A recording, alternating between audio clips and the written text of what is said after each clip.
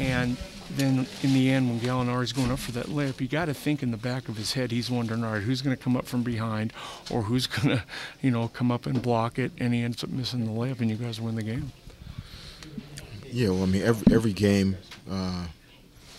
turns on the cumulative effect of, single and individual plays. And so, you look at plays like that at the end of a game, and those are the plays that get to focus. But there are so many little things that happen from the first quarter to the fourth quarter. But Steve's hustle there at the end, just that little bit out of the corner of his eye for Gallinari. A guy his size, normally that's an easy layup, and just seeing that gold jersey getting into the picture, made the difference. Man, that play you made when you were diving and got the ball called timeout, obviously another game-changing play, and it's something you've done all your career, but still it's got to be special to make those plays.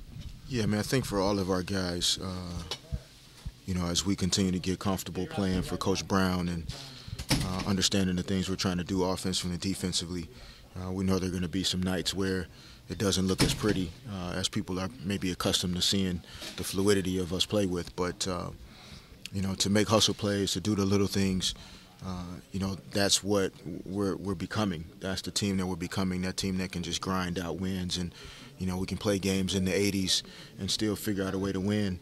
And at the end of the day, we feel like we can hang our hat on that, and whether we shoot the ball well or not, we can still win by making those type of plays. Fish, this is a weird question, but how did you physically call timeout on that play? Obviously, your hands were tied up. I thought your face was face down into the floor. How did you call timeout?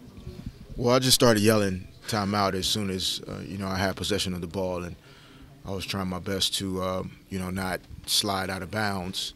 As I dove for the basketball, but just yelling timeout as quick as I could before, the Nugget players that were pursuing the ball were able to get their hands on it. And fortunately, he heard my voice, over all the noise. That looked like a defensive play the Cowboys might make. I mean, that was almost like going after a fumble, right? Yeah, John, don't torture me like that, man. They're going to win. Yeah. You don't think they're going to win? I can't say on camera whether or not I think they're going to win. Will forever be a Cowboys fan, but they've tested my patience this year.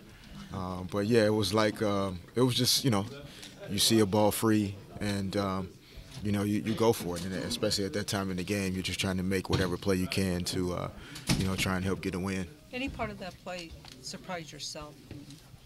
I know you know that you can do those things, but. No, I mean, I thought, once I saw the ball bounce long and I originally went towards that way, I think Lawson and I were kind of bumping into each other and shoulder to shoulder. And so I started to lose my balance. And so it was somewhat surprising.